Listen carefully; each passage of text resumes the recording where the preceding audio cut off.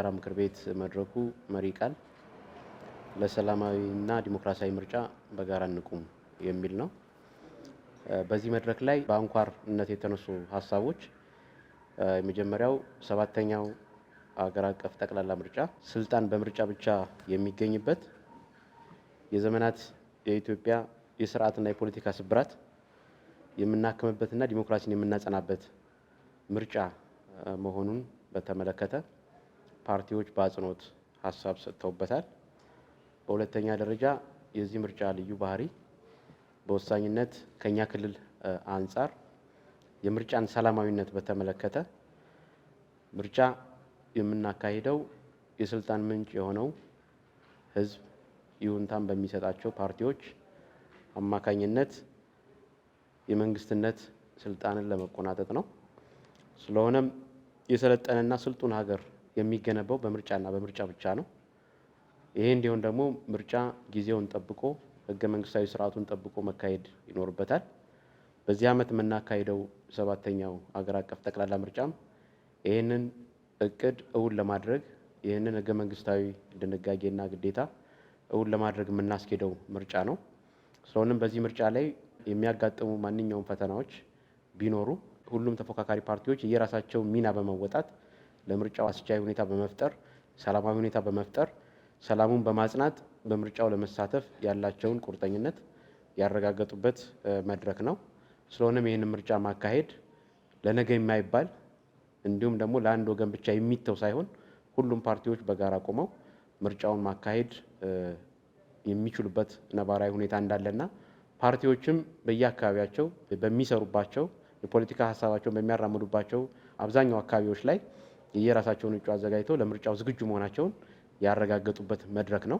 ስለሆነም ሰላማዊ እና ዲሞክራሲያዊ የሆነ ምርጫ ለማካሄድ በፓርቲዎች ደረጃ የጋራ ስምምነት መውሰድ የተቻለበት ሁኔታ እንዳለ ማረጋገጥ ተችሏል በዚህ መድረክ ላይ።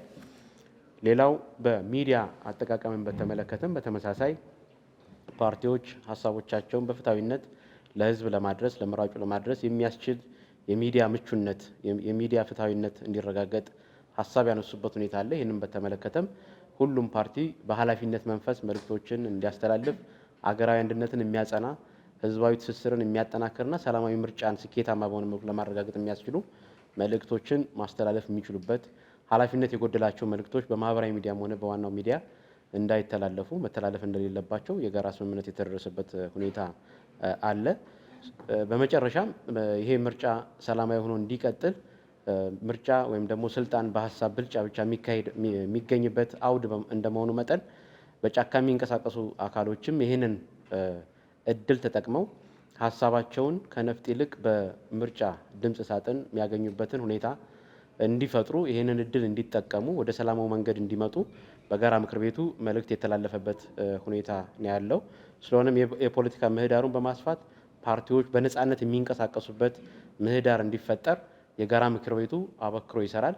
መንግስትም ከዚህ አንጻር ምህዳሩ ሰፍቶ ሁሉም ፓርቲዎች ሀሳባቸውን ለህዝብ ለመራጮቻቸው አቅርበው የሰለጠነ ዲሞክራሲያዊ ስርዓት በሀሳብ ብልጫ የሚመራ ሀገር እንዲሆን ሊያደርግ የሚችል የጋራ ሀሳብና ስምምነት ላይ የደረስንበት የጋራ ምክር ቤት መድረክ ነበር። ምርጫው ሰላማዊ፣ ዲሞክራሲያዊ፣ ፍትሃዊ፣ ታማኝነት ያለው ሆኖ እንዲጠናቀቅ ሁላችንም በምርጫው የምንወዳደር ፓርቲዎች ትልቅ ኃላፊነት ያለብን መሆኑን አውቀን ሰፊ የሆነ እንቅስቃሴ ውስጥ በመገኘት በውጤት ማጠናቀቅ እንዳለብን የጋራ መግባባት ደርሰናል።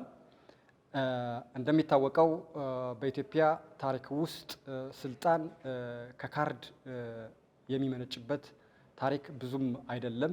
ስለዚህ እኛ የፖለቲካ ፓርቲዎች ከለውጡ ማግስት ጀምሮ የመጣውን እድል በተገቢው መንገድ በመጠቀም ስልጣን ከጠበንጃ የሚቀዳ ሳይሆን ከካርድ የሚቀዳ መሆኑን አውቀን ከህዝባችን ስልጣን ለማግኘት የምናደርገው እንቅስቃሴ በካርድና በካርድ መሆን እንዳለበት የጋራ መግባባት ላይ ደርሰናል። ምርጫው ሰላማዊ ዲሞክራሲያዊ ሆኖ እንዲጠናቀቅ ከፍተኛ የሆነ ጥረት ማድረግ እንዳለብን ተስማምተናል። ከዛም ባሻገር በምርጫው በምናደርገው ውድድር የሀገርን ሉዓላዊነት የሀገርን ሰላም አደጋ ውስጥ የማይጥል መሆኑን ማረጋገጥ መቻል አለብን። በአንድም ይሁን በሌላ መንገድ ምርጫ ካለ አሸናፊም ተሸናፊም መኖሩ ሳይታለም የተፈታ ነው። ይሁን እንጂ አሸናፊ መሆን ያለበት ሀገር ነው። አሸናፊ መሆን ያለበት ህዝብ የስልጣን ሉዓላዊነቱን በምርጫ ለሚፈልገው አካል ሲያስረክብ ህዝብ አሸናፊ፣ ሀገር አሸናፊ ሆነ ማለት ነው። ስለዚህ ይህ ህዝብ የስልጣን ሉዓላዊነቱን በተገቢው መንገድ እንዳይጠቀም በርካታ ተግዳሮቶች ሊነሱ ይችላሉ። እዚህም እዛም ይህንን ባንድ ሁነን በሀገር አንድነት ላይ በሀገር ሉዓላዊነት ላይ በጋራ ቁመን ምርጫውን በስኬት ማጠናቀቅ እንዳለብን የጋራ መግባባት ላይ ደርሰናል። በምርጫው ሂደት ላይ የሚነሱ ችግሮችን ለመንግስት በተገቢው መንገድ አድሬስ በማድረግ መንግስት ከመቼውም ጊዜ በላቀ ሁኔታ የፖለቲካ ምህዳሩን አስፍቶ ምርጫው በስኬት እንዲጠናቀቅ የበኩሉን ድርሻ እንዲወጣ የጋራ መግባባት ደርሰን ይህንንም የክልሉ መንግስት ከፍተኛ አመራሮች በተገኙበት መንገድ በርካታ ውይይት አድርገናል። ከመንግስትም ጋር የጋራ መግባባት ላይ ደርሰናል። ምርጫው የሚቀሩት የተወሰኑ ወራቶች አሉ።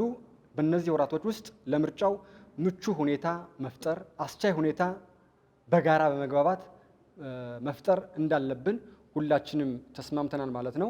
በአጠቃላይ በዛሬው ስብሰባችን ከተግባባንባቸው በጣም ቁልፍ የሆኑ ጉዳዮች መካከል ምርጫው በሰላማዊ መንገድ እንዲጠናቀቅ ማስቻል፣ ምርጫው ሰላማዊ፣ ዲሞክራሲያዊ፣ ፍትሐዊ፣ ታማኝነት ያለው ሆኖ በስኬት እንዲጠናቀቅ የበኩላችን አስተዋጽኦ ትልቅ ስለሆነ በተገቢው መንገድ ማከናወን፣ ሌላው በምናደርገው ውድድር ፍክክር የሀገርን አንድነት የሀገርን ሉዓላዊነት ለምንም ቢሆን ለድርድር ማቅረብ እንደሌለብን በዚህ ጉዳይ ላይ በሰላምና በሀገር ሉዓላዊነት ላይ የጋራ ተግባቦት ፈጥረን የጋራ አቋም ወስደን እስከ መጨረሻው ድረስ በጽናት መቆም እንዳለብን የጋራ መግባባት ደርሰናል።